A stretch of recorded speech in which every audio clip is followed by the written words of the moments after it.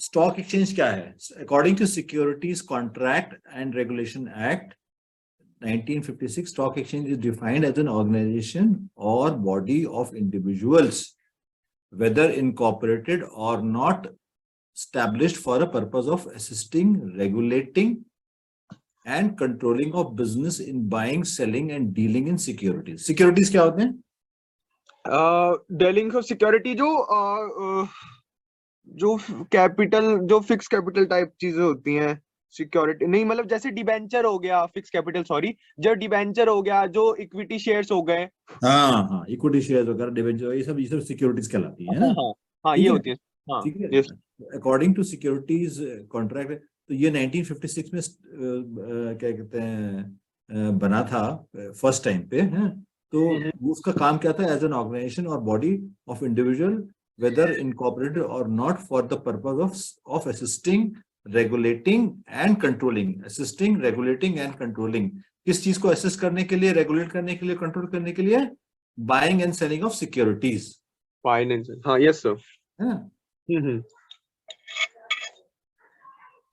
It's an organisation. तो stock exchange क्या है? इट्स एन ऑर्गेनाइजेशन और बॉडी ऑफ इंडिविजुअल्स, है ना। हाँ, यस सर। वेदर इनकॉर्पोरेटेड और नॉट एस्टैब्लिश्ड फॉर, कोई इनकॉर्पोरेशन का जरूरी नहीं। इनकॉर्पोरेशन का मतलब क्या होता है? इनकॉर्पोरेशन, ये डेफिनेशन है ना स्टॉक एक्सचेंज की, हमारे इसमें चैप्टर में भी होगी। स्टॉक एक्सचेंज सर इसमें इनकॉर्पोरेशन वर्ड तो नहीं। इनकॉर्पोरेटेड और नॉट है ना, 10.12 पे देखो। हाँ, इनकॉर्पोरेटेड है, हाँ वो है। हाँ, इनकॉर्पोरेटेड और नॉट, चलो इनकॉर्पोरेटेड, हाँ क्या मतलब हुआ?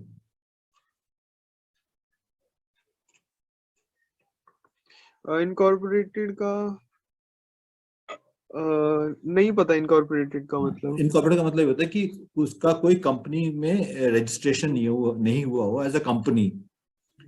भाई एज अ कंपनी रजिस्टर्ड करनी पड़ती है ना, कोई भी चीज करने को। एक ऑर्गेनाइजेशन बनाते हो तो एज अ कंपनी आप रजिस्टर करते हो। अच्छा, ओके, रजिस्ट्रेशन, ओके। रजिस्ट्रेशन एक तरीके से, तो इनकॉर्पोरेशन बोलते हैं उसको, फॉर्मेशन ऑफ एनी कंपनी। तो वो कहते हैं कि ये जो स्टॉक एक्सचेंज है, ये क्या कहते हैं, एक ऑर्गेनाइजेशन है या बॉडी ऑफ इंडिविजुअल भी हो सकती है, जो कि इनकॉर्पोरेटेड की उसकी रिक्वायरमेंट नहीं है कि वो रजिस्टर्ड, वो उसका कंपनी फॉर्मेशन ही हो, ऐसा नहीं है। बट उसका पर्पस क्या है? पर्पस उसका कि जो सिक्योरिटीज का एक्सचेंज हो रहा है उसमें असिस्टेंस प्रोवाइड करना, रेगुलेट करना उसको, और कंट्रोल करना। हम आगे पढ़ेंगे कि रेगुलेशन और कंट्रोलिंग में क्या क्या चीजें होती हैं। ठीक है, तो अब हम फंक्शंस ऑफ स्टॉक एक्सचेंज पढ़ते हैं। क्या है फर्स्ट फंक्शन? क्या है? Economic barometer. मतलब क्या होता है? बैरोमीटर मतलब समझते हो क्या होता है? Biometer, barometer, barometer, no sir, barometer नहीं। बैरोमीटर नहीं सर। बैरोमीटर का मतलब होता है नापने का तरीका, कोई भी चीज को नापने का तरीका। तो इकोनॉमिक बैरोमीटर मतलब कि ये एक मीटर है जिससे हम इकोनॉमिक कंट्री की इकोनॉमिक का मतलब समझते हो? कंट्री की इकोनॉमिक माप सकते हैं हमारे स्टॉक एक्सचेंज से। मतलब क्या होता है समझो? हाँ, कंपनी की जो जीडीपी ग्रोथ है, कंट्री की इकोनॉमिक कंडीशन, हाँ, कंट्री की इकोनॉमिक कंडीशन जो है उससे हम पता लगा सकते हैं। यस। ये क्या है? मेजर है उसका। मतलब अगर स्टॉक एक्सचेंज अच्छा परफॉर्म कर रहा है, इट मींस कि कंपनी में, कंट्री की हालत अच्छी है, लोग खरीद रहे हैं, बेच रहे हैं, कंपनियां अच्छा कर रही हैं, लोग प्रॉफिट कमा रहे हैं, इंडेक्स ऊपर जा रहा है। इंडेक्स समझते हो ना? इंडेक्स, हाँ सर, वो क्या कहते हैं, इंडेक्स इंडेक्स को मतलब, हाँ वैसे किसी सेंटेंस में रखोगे तो समझ आ जाएगा, लेकिन इंडेक्स का इसमें सिक्योरिटीज में जो सेंसेक्स है, स्टॉक एक्सचेंज के बारे में सुना है? स्टॉक एक्सचेंज के बारे में, हाँ, स्टॉक एक्सचेंज के बारे में तो सुना है, हाँ। क्या पता है? पहले बताओ तुम्हें क्या पता है, फिर मैं तुम्हें इसके बारे में थोड़ा और बताता हूँ। वो स्टॉक एक्सचेंज एक मतलब एक ऐसी बॉडी है जो प्रोवाइड करती है, एक प्लेटफॉर्म प्रोवाइड करती है या एक जगह प्रोवाइड करती है जहां पे हम क्या कहते हैं वो क्या कहते हैं हमें जहाँ पे प्राइस पता चलती है, ऐसा उस क्या कहते हैं उसकी स्टॉक्स की प्राइसिंग पता चलती है कि हाँ ज्यादा हाँ बड़ी हाँ, मतलब प्राइसिंग पता चली, एग्जांपल दो मेरे को। स्टॉक की प्राइसिंग कि इस कंपनी के स्टॉक इसके स्टॉक बढ़ गए हैं, ऐसा ये कम हो गए हैं। हाँ हाँ, ठीक बोल हाँ रहे हो। स्टॉक का तो मतलब क्या होता है? स्टॉक का मतलब तो वो होता है ना, सिक्योरिटीज। हाँ, हाँ तो वो क्या होता है होता है? कि इन कंपनीज के स्टॉक बढ़ गए, इन कंपनी की स्टॉक स्टॉक। मतलब, हाँ स्टॉक्स, स्टॉक मतलब हम उसको और क्या कहते हैं? स्टॉक को सिक्योरिटीज ना। सिक्योरिटीज, और वर्ड क्या आता है? Equity, shares. शेयर्स, शेयर्स आता है ना वर्ड। हम कहते हैं हाँ इसका ये शेयर खरीद लो, ये शेयर बेच दो। हाँ तो उनका पता कंपनी, चलता है कि हाँ तो स्टॉक कंपनी को, तो अगर अगर अगर कंपनी का शेयर बढ़ रहा है, शेयर बढ़ रहा है मतलब कि पहले आज 10 रुपए था, कल 12 रुपए हो गया, परसों 14 रुपए हो गए, तो इसका मतलब क्या हुआ? कि उसका स्टॉक बढ़ रहा है उसका। हाँ, इसका मतलब क्या हुआ कि कंपनी कैसा कर रही है? वो अच्छा काम कर रही है, ग्रोथ हो रही है उसकी। ग्रोथ हो रही है ना। और अगर स्टॉक नीचे गिर रहा है, इट मीन्स कि वो कंपनी का की ग्रोथ नहीं हो रही है, डी ग्रो कर रही है वो, है हाँ ना, उसको यस। लॉसेस हो रहे हैं, है ना। तभी तो जो मान लो कोई गवर्नमेंट की पॉलिसी ऐसी आ गई जो कि जिसमें वो कंपनी डील कर रही है और उस गवर्नमेंट की पॉलिसी से उसको नुकसान हो जाएगा, तो उसका स्टॉक क्या होगा? गिरेगा, बढ़ेगा? गिरेगा। गिर जाएगा ना, है ना, क्योंकि लोगों हाँ, को जो जो उसके अंदर शेयर जिन्होंने खरीदे उनको लगेगा इसके अंदर प्रॉफिटेबिलिटी अब कम हो जाएगी, तो इसको बेच दो, है ना। जैसे यस। बेचेंगे तो उसका स्टॉक, उसके प्राइस गिरते रहेंगे, क्योंकि मार्केट में सेलर बहुत हो जाएंगे और बायर कम हो जाएंगे। कम हो जाएंगे, तो इसलिए क्या होगा कि स्टॉक प्राइस जो है वो गिर जाएंगे गिर स्टॉक। जाएगा, है हाँ। ना। तो चलो, इसी तरीके से अगर हम सारे स्टॉक, जो जो भी स्टॉक्स ट्रेड हो रहे हैं होते हैं वहां पे स्टॉक एक्सचेंज में, तो उनको अगर हम एक सम अप कर ले, और सेंसेक्स जो होता है वो, जो होता है ना सेंसेक्स, तुमने सुना होगा कि इतने पॉइंट्स चढ़ गया बाजार पर, इतने पॉइंट्स चढ़ गया, इतने पॉइंट्स घट गया, है ना। हाँ यस। सुना है, नहीं सुना है? हाँ सुना है, न्यूज में आते तो वो सब, हाँ, तो वो सब, वो तो क्या है, वो इकोनॉमिक बैरोमीटर है रहे। हम्म। है ना। आपको पता हम्म। चला कि आपकी शेयर मार्केट अगर बढ़ रही है तो कंट्री प्रोग्रेस कर रही है। कंट्री प्रोग्रेस क्यों कर रही है? कि जो जो कंपनियां हैं उसमें उनके शेयर बढ़ रहे हैं, ज्यादातर कंपनियों के शेयर बढ़ रहे हैं, इसका मतलब ये हुआ कि उनके प्रोडक्शन हो रही है, उनको प्रॉफिटेबिलिटी बढ़ रही है, लोगों का ट्रस्ट है उन कंपनीज के ऊपर। तो इससे क्या हो रहा है कि कंपनी, जो क्या कहते हैं, कंट्री, मतलब इकोनॉमिक, कंट्री की इकोनॉमिक जो इकोनॉमिक कंडीशन जो है वो बेटर है। समझ में आ यस। गया? हाँ हाँ। अच्छा, तो क्या कहते हैं, अच्छा फिर क्या था कि इसके स्टॉक के, अब ये इंपॉर्टेंट फंक्शन जो तुम कह रहे हो, हाँ ये फंक्शन है कि सेफ्टी ऑफ ट्रांजैक्शंस, है ना। In stock market only the listed securities are traded and stock exchange authorities include the company's name in the trade list only after verification and soundness of the company. हाँ हाँ ये तो पता है। ये clear है? हाँ ये पता है सही। क्या मतलब हुआ उसमें? इसमें होता है कि स्टॉक एक्सचेंज जो होता है, जो स्टॉक मार्केट होता है, उसमें सिर्फ वही कंपनीज आती हैं जो थोड़ी सिक्योर हो। पहले उनका क्या कहते हैं वो करा जाता है, मतलब उनका पहले क्या कहते हैं उसे, मतलब इंश्योर किया जाता है उन कंपनीज के हम्म बारे में कि कंपनीज कैसी हैं, क्या काम करती है, क्या जॉनरा है उनका, वो सब। और फिर बाकी सब, फिर पेपर वर्क भी होता है, रिक्वायरमेंट, फिर तो सेफ्टी रहती है ट्रांजेक्शन्स की कि हमारा पैसा डूबेगा नहीं ऐसा। किसका पैसा डूबेगा? जो पैसा लगाएगा, जो इन्वेस्टर है। हाँ, जो इन्वेस्टर है, जो पैसा लगाएगा, तो हाँ स्टॉक एक्सचेंज क्या करता है कि अपने यहाँ कंपनियों को क्या करता है, रजिस्टर करता है कि भाई तुम्हारा। हाँ, आप हमारे इस प्लेटफॉर्म पे ट्रेडिंग कर सकते हो।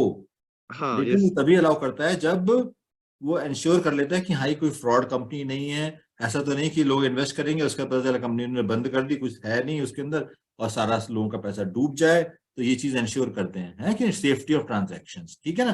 The companies which are listed they also have to operate within the strict rules and regulations. This ensure safety of the dealing through stock exchange.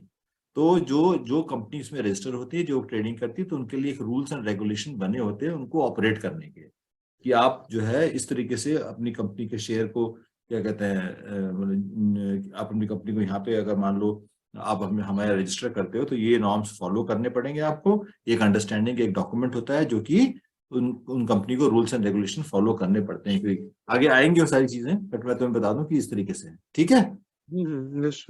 चलो, कॉन्ट्रीब्यूट्स टू इकोनॉमिक ग्रोथ, है ना। हाँ, बताओ, ये same चीज है जैसे मैंने पहले ही बताया था, बट हाँ बताओ। हाँ, ये इकोनॉमिक ग्रोथ में एज अ कंट्रीब्यूशन करता है। इससे क्या होता है कि जो क्या कहते हैं, ये एक जगह प्रोवाइड करता है जहां पे हम जो भी हमारे शेयर्स हैं या सिक्योरिटीज है उनको परचेस होल्ड करते हैं। तो इससे क्या होता है कि जो डिसइन्वेस्टमेंट होती है, जो मतलब इन्वेस्टमेंट्स होती है, वो या तो बेची जाती है या फिर जो कंपनीज अपना शेयर्स क्या कहते हैं अपना अपना अंडरटेकिंग जो बेच देती है, और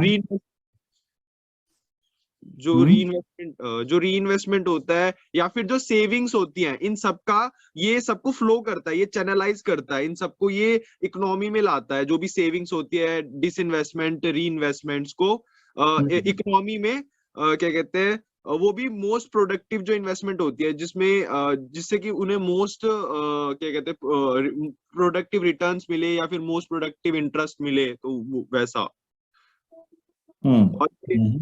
और इससे कैपिटल भी होता है, कैपिटल भी बनता है, कैपिटल फॉर्मेशन भी होता है, और इकोनॉमिक ग्रोथ भी होती है।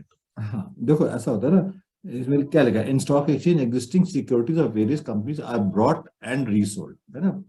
अब एक कंपनी ने अपने शेयर मार्केट पे निकाल दिए, है ना। हाँ हाँ। तो क्या होता है, वो शेयर सीधा कंपनी वाला, अपनी कंपनी वाला, तुमने पढ़ा था ना पहले कि अपना इशू लाता है ना। पब्लिक इशू लाता है ना, पब्लिक इशू का मतलब समझते हो। हाँ, वो जो नॉर्मल पीपल्स खरीद सकते हैं। हाँ, सब लोग खरीद सकते हैं। अच्छा, वो तो चलो उसने लोगों ने खरीद लिए। अब मान लो उस कंपनी के शेयर मैंने खरीदे, मेरे को बेचने हैं, तो मैं किसको कैसे बेचूंगा। मेरे को क्या चाहिए होगा, एक प्लेटफॉर्म चाहिए होगा। वो प्लेटफॉर्म कौन प्रोवाइड करता है, स्टॉक एक्सचेंज प्रोवाइड करता है। तो अब जो जो तुम्हारे स्टॉक एक्सचेंज में वो वाले शेयर होते हैं जो कि खरीदे और बेचे जाते हैं, जो कि ऑलरेडी जिनका आईपीओ आ चुका होता है ना, रीसोल्ड होते हैं ना वो, है ना। एक बार सेलिंग हुई उसको क्या कहते हैं, लोग खरीदते हैं और बेचते हैं जो एग्जिस्टिंग शेयर्स हैं, ठीक है। पहला काम तो ये हो गया, contribute. This process of disinvestment and reinvestment helped to invest in most productive investment proposal, and this leads to capital formation and economic growth. मतलब ये हुआ कि तो इसको समझो, इस पॉइंट को, बहुत अच्छा पॉइंट है ये, कि भाई ये सेलिंग और बाइंग सेलिंग हो रही है। तो इससे क्या हो रहा है कि मैं अगर इन्वेस्टर हूं तो मैं क्या करूंगा कि जिस शेयर में मेरे को लगता है कि हाँ ये कंपनी अच्छा कर रही है, तो मैं उसके शेयर खरीद लूंगा। जब मैं शेयर खरीदूंगा तो उस कंपनी को और पैसे मिलेंगे। उस कंपनी को जब पैसे मिलेंगे तो क्या होगा कि क्या कहते हैं उसको, वो अपना और इन्वेस्टमेंट करेगी, तो उसकी ग्रोथ और बढ़ेगी। तो अल्टीमेटली किसकी ग्रोथ बढ़ रही है, कंट्री की ग्रोथ बढ़ रही है, इकोनॉमिक कंडीशन बेटर हो रही है कंट्री की। यस और नो। Yes sir, yes. है ना, कि भाई कैपिटल फॉर्मेशन बढ़ रहा है ना।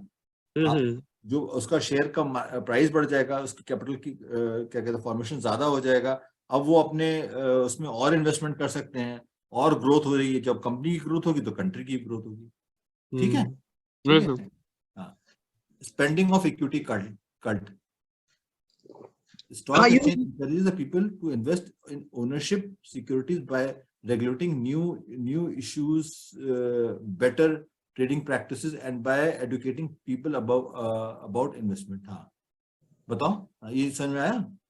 हाँ, ये पूछना था मेरे को ये वाला। अच्छा, ये देखो, कल्ट मतलब क्या होता है। जैसे कल्ट एक रिलीजन को भी बोलते हैं, किसी को फॉलोअर्स है उसको कल्ट बोलते हैं। जैसे कि है क्या कहते हैं, एक मान लो अंडरस्टैंडिंग तुम्हें एक जैसे है ना कि ये हिंदुइज्म है, हिंदुइज्म एक कल्ट है कि भाई आपको ये सब चीजें फॉलो करनी है अगर आप हिंदू रिलीजन फॉलो करना चाहते हो। एक तरीके से एक तरीके से एक प्लेटफॉर्म समझ लो, या उनके रूल्स एंड रेगुलेशन है। तो इसी तरीके से क्या कहते हैं इक्विटी कल्ट होता है, मतलब एक इक्विटी को भी उसने कल्ट की तरह रीच किया। जैसे फॉर एग्जांपल आपको कहा जाए हिंदू बन जाओ जी, हमारे इसमें ये अच्छे हैं, ये अच्छाइयाँ हैं, ये इस तरीके से हम लोग को क्या कहते हैं, हम मतलब अपना एक कल्ट बन जाता है, उनके और फॉलोअर्स बनते जाते हैं, बनते जाते हैं, है ना। समझ गए? हाँ समझ गए। है तो नहीं सुन लो अभी, मेरे को लगता नहीं तुम समझो ठीक से, तुम बताओ अच्छा क्या समझे तो। कल्ट एक मतलब एज अ कम्युनिटी को कह सकते हो, कम्युनिटी बन जाती है, कम्युनिटी बढ़ती जाती है, कम्युनिटी वो बढ़ती जाती है ना। हाँ लोग एक इन्वेस्ट करते हैं, लोग देखते हैं अच्छा उसको फायदा हो रहा है, चलो मैं भी इसके अंदर आ जाऊं, इक्विटी कल्ट में। तो उसपे स्प्रेड होता रहता है। भाई तुम देखते हो ना, तुम्हारे दोस्त ने यार पैसे लगा लिए वहां पे, अरे यार फिर मैं भी लगाता हूँ, उसको फायदा हो गया, चलो मैं भी लगाता हूँ। इससे क्या होगा कि और ये क्या कहते हैं बढ़ता जाएगा, है ना। और लोग आते रहेंगे। हाँ हैं समझ गए। और लोग आते रहेंगे, जितने ज्यादा लोग आएंगे उतना कंपनी को पैसे मिलेंगे, उतनी कंपनी को पैसे मिलेंगे, वो और इन्वेस्ट करेगी, और इन्वेस्ट करेगी तो और उसकी प्रॉफिटेबिलिटी बढ़ेगी, और प्रॉफिटेबिलिटी बढ़ेगी तो कंट्री की भी ग्रोथ होगी।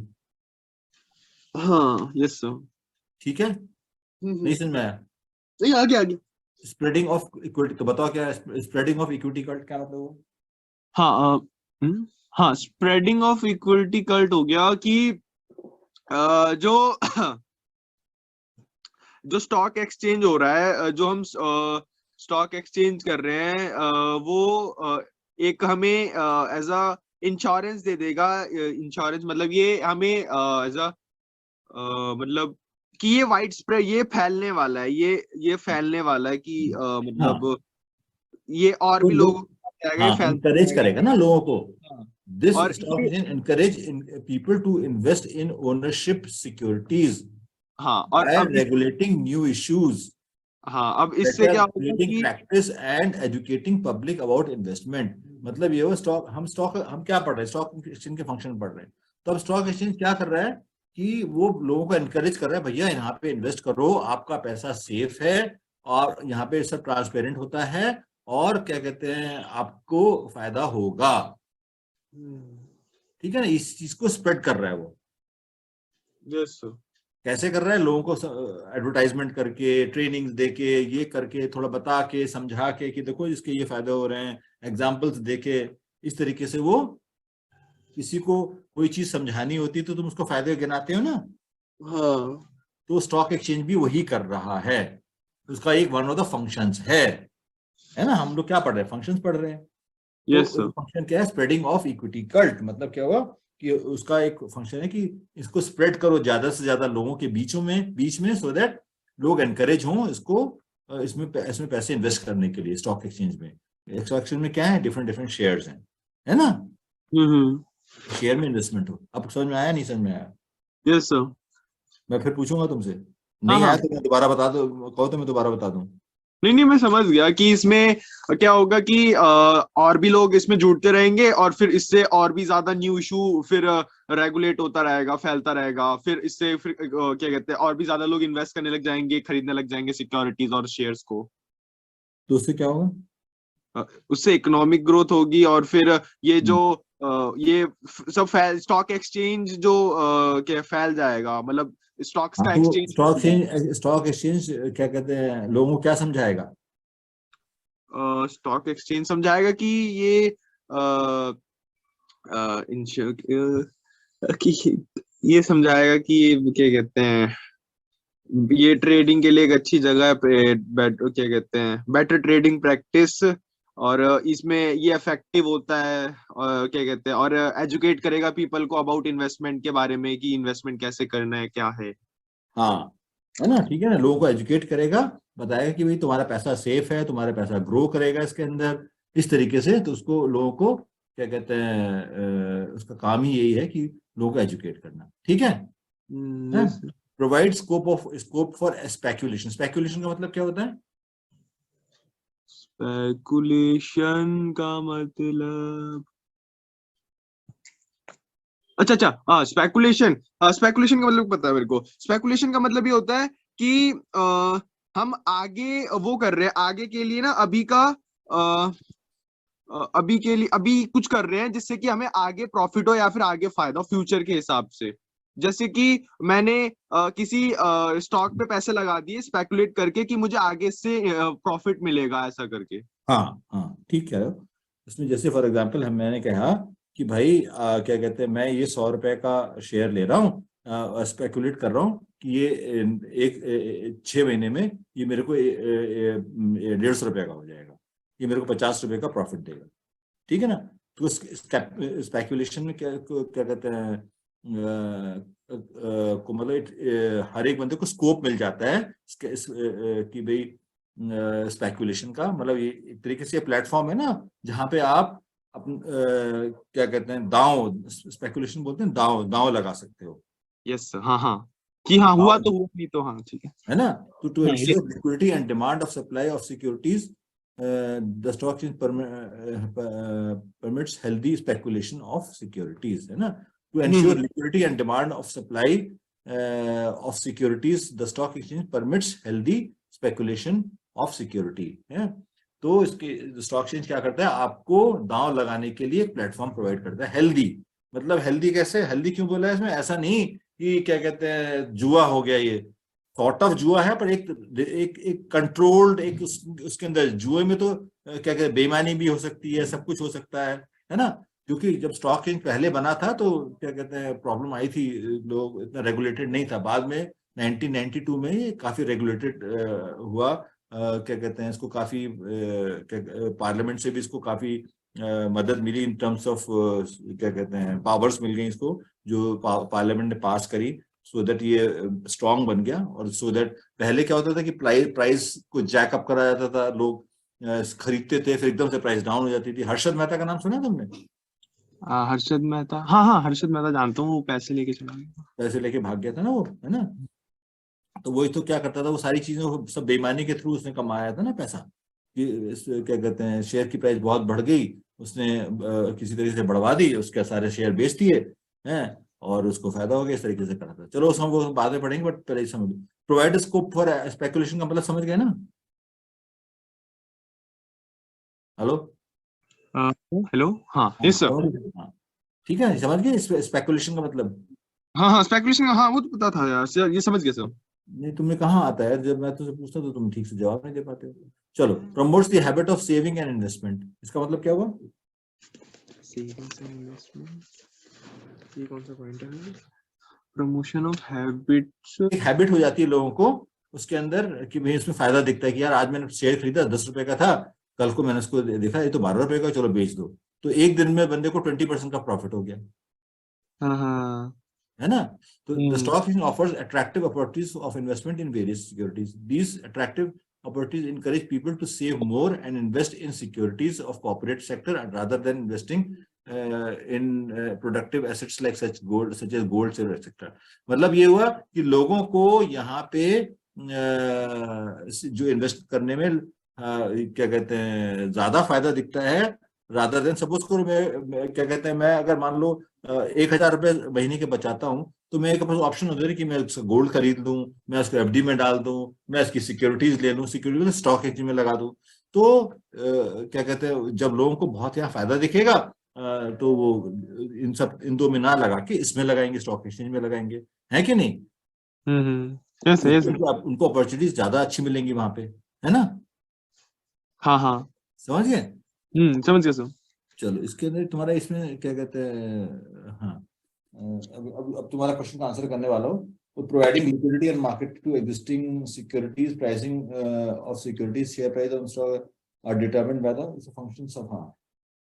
अच्छा, इसमें इसमें एक और चीज थी जो तुम्हारे बुक में दी हुई है, प्राइसिंग ऑफ सिक्योरिटीज है। Stock prices on a stock exchange are determined by the forces of demand and supply. में तुम्हें भी थोड़ी देर पहले डिस्कशन किया था ना कि जितनी डिमांड होगी उतना उसकी प्राइस बढ़ेगी, क्या कहते हैं, और जितनी ज्यादा सप्लाई होगी तो उसकी प्राइस कम हो जाएगी।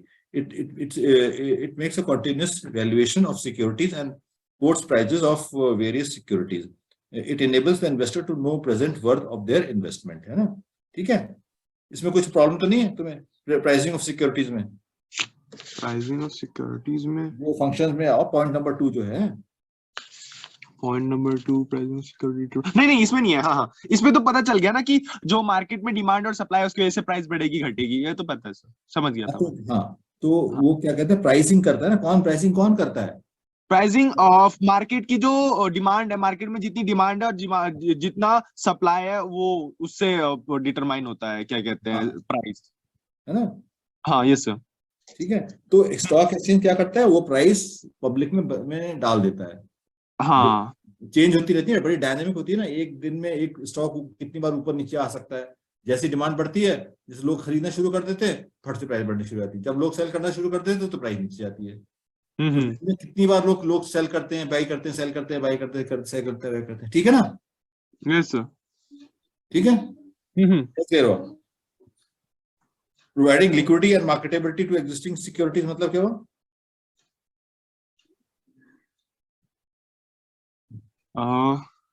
प्रोवाइडिंग क्या सर? फर्स्ट पॉइंट एक्सप्लेन करो। अच्छा, प्रोवाइडिंग लिक्विडिटी, मार्केटेबिलिटी और अच्छा, अब इसमें क्या होता है कि ये हमें प्रोवाइड कराता है कि जो क्या कहते हैं, जो हम सेल कर रहे हैं और परचेज कर रहे हैं, जो सिक्योरिटीज हम सेल और परचेज कर रहे हैं, वो हम जल्दी से सेल भी कर सकते हैं, जल्दी से परचेज भी कर सकते हैं, समय नहीं लगता। ये लिक्विडिटी होती है, इनका हम जल्दी से एज अ बेच के पैसा अपना वो कर सकते हैं। हाँ, वेरी गुड। मतलब देखो, गोल्ड में जा करोगे या कहीं और करोगे, मतलब कुछ ऐसे होते हैं, एफडी में होता है तो एक पर्टिकुलर स्टेज के बाद ही जो है आपको पैसे मिलते हैं ना। उसमें आपने एक क्या कहते हैं साल भर की एफडी करा दी तो आपको साल भर। इसमें क्या है, आज बेचो आज खरीदो, आज बेचो आज खरीदो, आपको जैसे पैसे चाहिए। तो लिक्विडिटी बहुत हो गई ना इसके अंदर, है ना? Yes sir. ठीक है ना? चलो आगे बढ़े। अब तुम्हारा जो प्रॉब्लम वाला पॉइंट था वो यहाँ पे आ रहा है, steps in the trading procedure of on a stock exchange. अब क्या क्या प्रोसेस है, क्या क्या प्रोसीजर है, क्या कहते हैं, अगर हमें किसी को स्टॉक एक्सचेंज में ट्रेड करना है। सपोज करो तुम्हें स्टॉक एक्सचेंज में ट्रेड करना है। स्टॉक एक्सचेंज में ट्रेड करने का मतलब क्या हुआ? स्टॉक एक्सचेंज में ट्रेड करने का मतलब हुआ कि मुझे क्या कहते हैं, उसमें स्टॉक एक्सचेंज में मतलब स्टॉक एक्सचेंज में जितना प्राइस चल रहा है उस हिसाब से ट्रेड करना है। ट्रेड करना है मतलब क्या हुआ? बेचना है, खरीदना है, क्या कहते हैं, खरीद शेयर्स किसके शेयर्स? क्या कहते हैं, इंटरप्राइजेस के, जो मतलब कंपनीज के शेयर्स हैं। कौन सी कंपनीज के शेयर? जो कंपनीज स्टॉक एक्सचेंज में लिस्टेड है। मैंने बताया था ना अभी कि स्टॉक एक्सचेंज लिस्ट कराता है कंपनीज को, है ना? तो मैं अपनी कंपनी खोलूं तो क्या मेरी कंपनी लिस्ट हो जाएगी वहां पे? नहीं होगी, जब तक कि मैं वहां पे एप्लीकेशन न डालूं, वो मेरे को वेरीफाई ना करे कि हाँ मेरी कंपनी ठीक है, ये है वो है, फॉर्मेलिटीज हैं, और उसके बाद वो डिसीजन लेंगे, हाँ जी ठीक है, इनको हम लिस्ट कर सकते हैं। और तब उसके बाद ट्रेडिंग, उसके बाद ही तो कोई मेरा शेयर खरीदेगा कंपनी का, ऐसे तो खरीद नहीं सकता। पब्लिक की बात कर रहा हूँ। हाँ, ठीक है, तो अब क्या प्रोसीजर है? It has been made compulsory to settle all the traders within 2 days of transaction, that is T+2. Previously, the buying and selling of securities was done in trading floor of stock exchange, but now it is done electronically through computer. चलो अभी पहले तुम्हारे जो क्या कहते हैं उस पे आते हैं कि प्रोसीजर क्या है।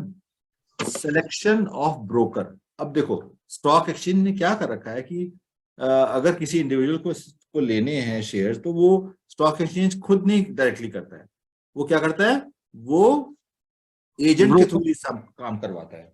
हाँ, मीडिएटर एजेंट्स जो भी मर्जी कह लो, है ना, वो उसके थ्रू सारा काम करवाता है। स्टॉक एक्सचेंज में तुम्हारा ये ट्रेडिंग प्रोसीजर है। तो सबसे पहला स्टेप क्या है? Selection of broker. तो क्या कहते हैं, investor have to first approach to a registered broker.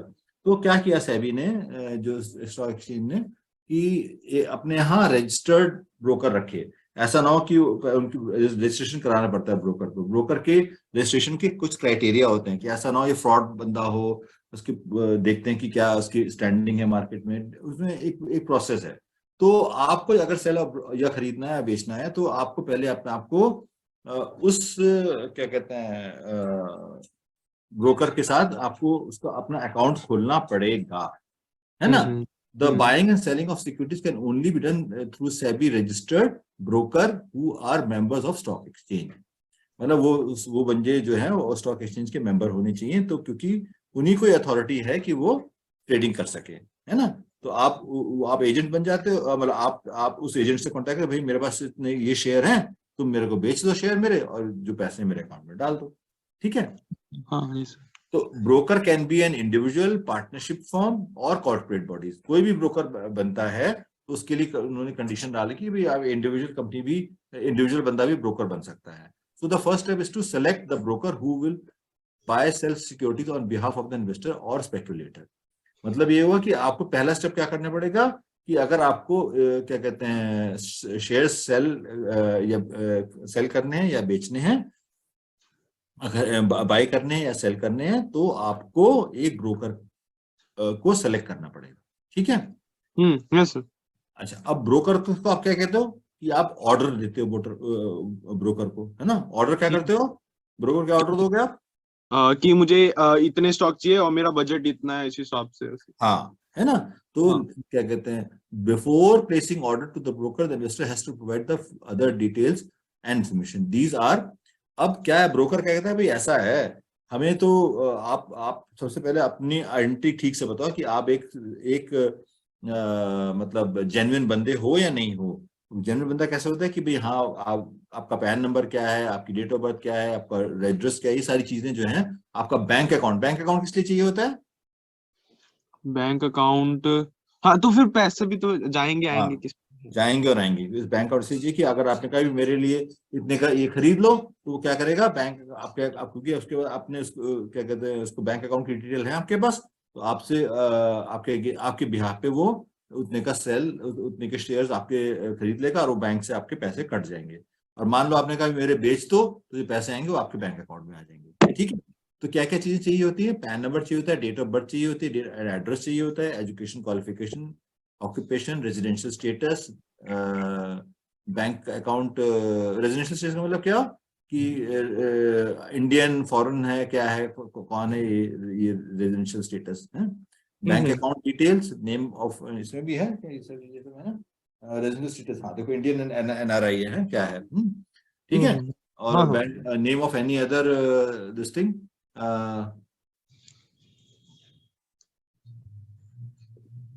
हाँ क्या कहते हैं, name of any other broker with whom registered, and क्या कहते हैं, कोई और ब्रोकर से रजिस्टर्ड, तो उसका भी उसको आपको वो चाहिए होता है, उसको बनाना पड़ता है। Depository account details. अच्छा, अभी डिपॉजिटरी का मतलब तुम्हें समझ में आया है, तुमने पढ़ा है, तो डिपॉजिटरी का मतलब तुम्हें समझ में आया क्या होता है? एक हाँ हाँ यस। डिपॉजिटरी का मतलब समझ में आया है? डिपॉजिटरी। डिपॉजिटरी। 10.16 में लिखा है। हाँ नहीं अच्छा 16 17 है ना।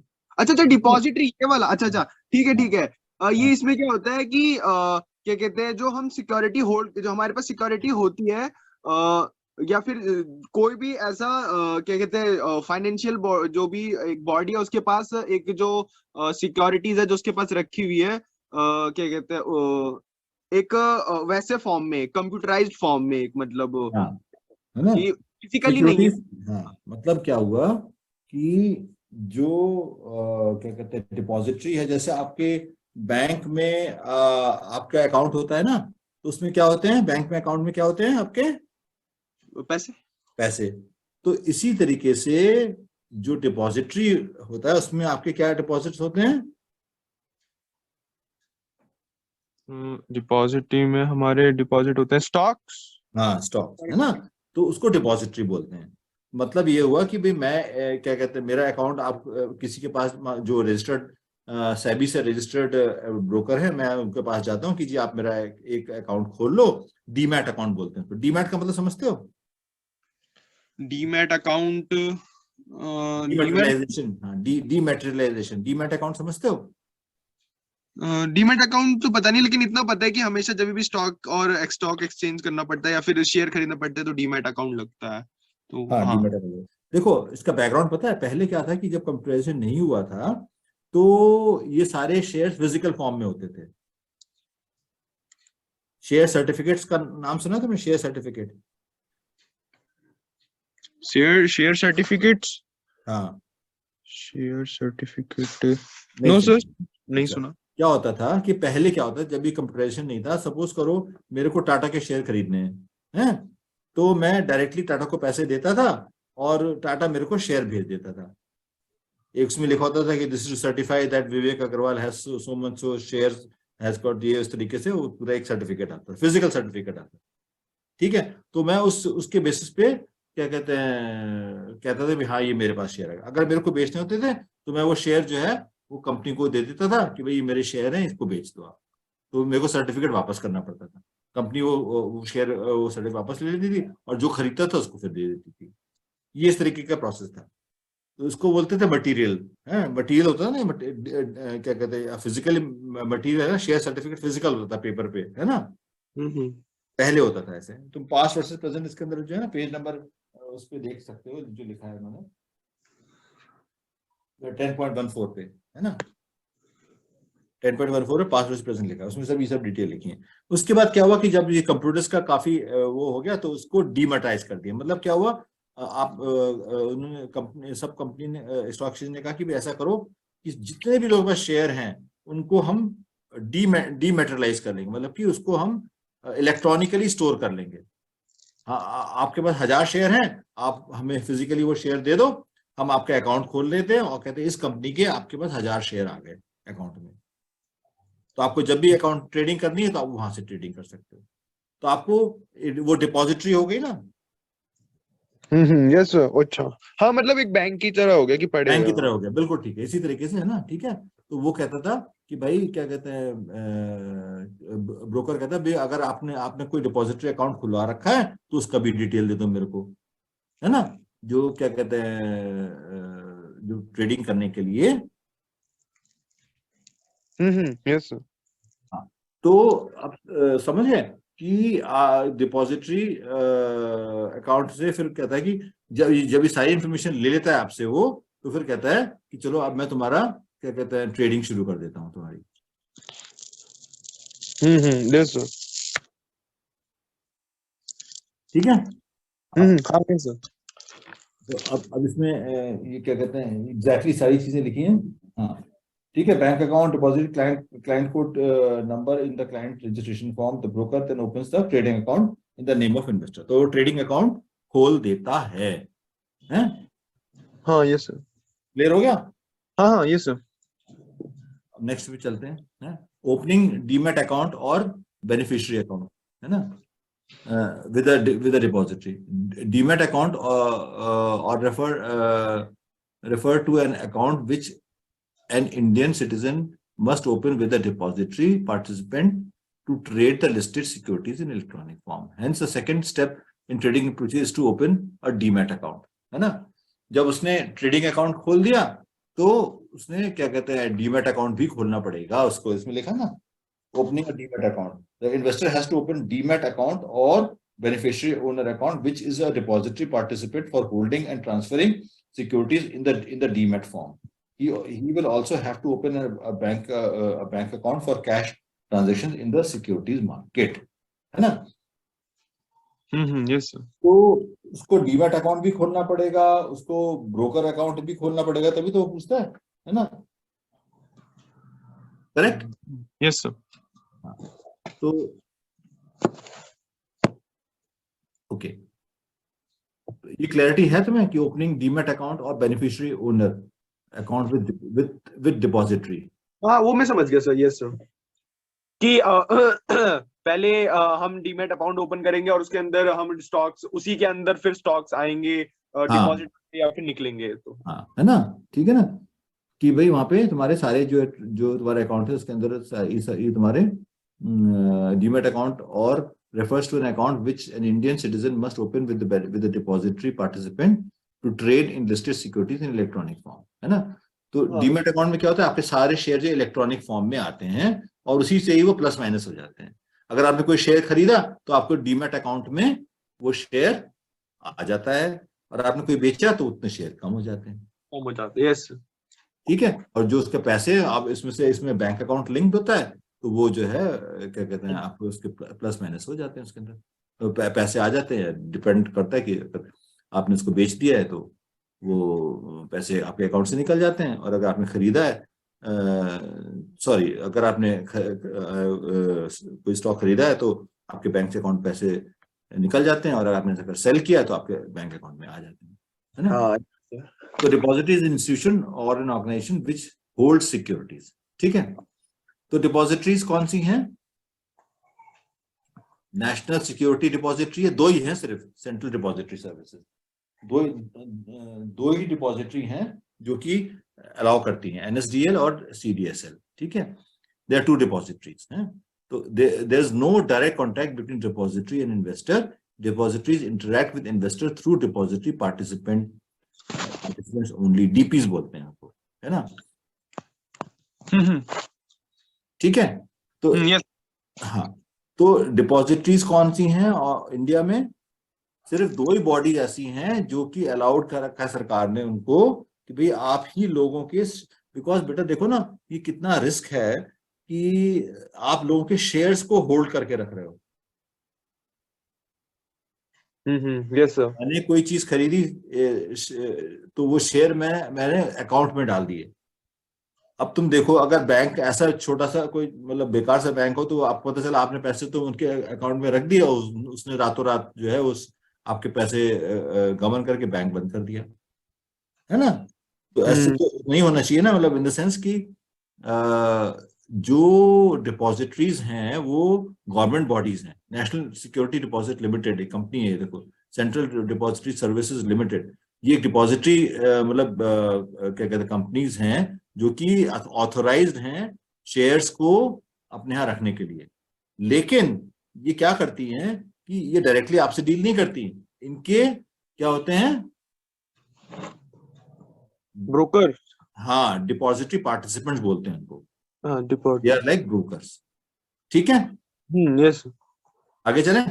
हाँ yes. Trading procedure, selection of broker, ठीक है, डिपॉजिटरी अकाउंट हो गया, फिर प्लेसिंग द ऑर्डर। अब जो तुम्हारा इंपॉर्टेंट पार्ट है ना, हम लोग क्या पढ़ रहे हैं कि आपको स्टॉक एक्सचेंज में कैसे ट्रेडिंग करनी है। तो पहला स्टेप क्या था कि पहले तो सिलेक्शन करना है ब्रोकर का, हाँ, है ना। तो क्या कहते हैं ब्रोकर कौन होता है? वो एक इंडिविजुअल हो सकता है, पार्टनरशिप फॉर्म होती है। अच्छा, तो ब्रोकर क्या करता है, आपसे क्या क्या चीजें मांगता है उसने लिस्ट दे दी है, ठीक है ना। हाँ correct, are you getting what I am trying to say, है ना। हाँ सही है सर। तो फिर ब्रोकर क्या करता है, आपका ट्रेडिंग अकाउंट खोल देता है आपके नाम से, कि भाई हाँ ठीक है, अब ये बंदा जो है ये ट्रेडिंग कर सकता है, मतलब आपका अकाउंट ट्रेडिंग के लिए क्या कहते हैं अवेलेबल हो गया, है ना, ठीक है। उसके बाद क्या किया आपने कि डीमैट अकाउंट खोल लिया। हाँ यस सर। ठीक है ना। डीमैट अकाउंट कैसे खोला? आपने सारे डिपॉजिटरीज जो दो डिपॉजिटरी हैं उनके किसी एजेंट के साथ आपने जिसको की डीपी बोलते हैं उसके साथ आपने अपना एक डीमैट अकाउंट खोल लिया, ठीक है। फिर क्या किया आपने? अब आपने ऑर्डर प्लेस कर दिया। Place the order after opening demat account the investor can place the order. तो the order can be placed to the broker either personally or through phone or email. The investor must place the order very clearly